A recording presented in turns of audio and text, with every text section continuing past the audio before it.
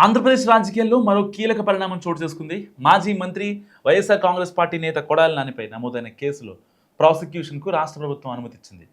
పంచాయతీ ఎన్నికల సమయంలో అప్పటి రాష్ట్ర ఎన్నికల కమిషనర్ నిమ్మగడ్డ రమేష్ కుమార్, అప్పటి ప్రతిపక్ష నేత చంద్రబాబు నాయుడుపై కొడాలి నాని చేసిన వ్యాఖ్యల వ్యవహారంలో ఈ నిర్ణయం తీసుకుంది. ప్రభుత్వం తీసుకున్న ఈ నిర్ణయం రాష్ట్ర రాజకీయాల్లో చర్చనీయాంశంగా మారింది. ఒకవైపు ఇది ఎన్నికల నిబంధనల అమలులో భాగమని అధికార వర్గాలు చెబుతుండగా, మరోవైపు రాజకీయ కక్ష సాధింపులో భాగమేనని విమర్శలు కూడా వస్తున్నాయి. సో 2021లో రాష్ట్రంలో జరిగిన పంచాయతీ ఎన్నికల సమయంలో కొడాలి నాని చేసిన వ్యాఖ్యలు తీవ్ర రాజకీయ దుమారం రేపాయి. అప్పటి రాష్ట్ర ఎన్నికల కమిషనర్ నిమ్మగడ్డ రమేష్ కుమార్తో పాటు టీడీపీ అధినేత చంద్రబాబు నాయుడుపై ఆయన చేసిన వ్యాఖ్యలు ఎన్నికల ప్రవర్తన నియమావళికి విరుద్ధంగా ఉన్నాయని ఆరోపణలు వచ్చాయి. ఈ అంశాన్ని రాష్ట్ర ఎన్నికల సంఘం సీరియస్గా తీసుకుంది.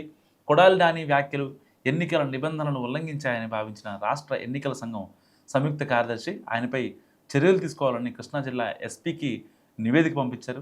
ఆ నివేదిక ఆధారంగా పోలీసులు 2021లోనే స్థానిక న్యాయస్థానం అనుమతి తీసుకొని కేసు నమోదు చేశారు. సో కేసు నమోదైన సమయంలో కొడాలి నాని రాష్ట్ర మంత్రిగా కొనసాగుతున్నారు.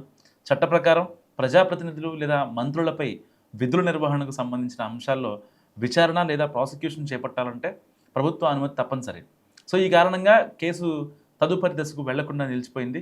తాజాగా కృష్ణా జిల్లా కలెక్టర్ పంపిన నివేదికను పరిశీలించిన రాష్ట్ర ప్రభుత్వం కొడాలి నానిపై ప్రాసిక్యూషన్ కొనసాగించేందుకు అనుమతి మంజూరు చేసింది. ఈ మేరకు హోంశాఖ ముఖ్య కార్యదర్శి కుమార్ విశ్వజిత్ అధికారికంగా ఆమోదం తెలిపారు. దీంతో కొడాలి నానిపై నమోదైన కేసులో న్యాయపరమైన ప్రక్రియలు మరింత వేగంగా ముందుకు సాగే అవకాశం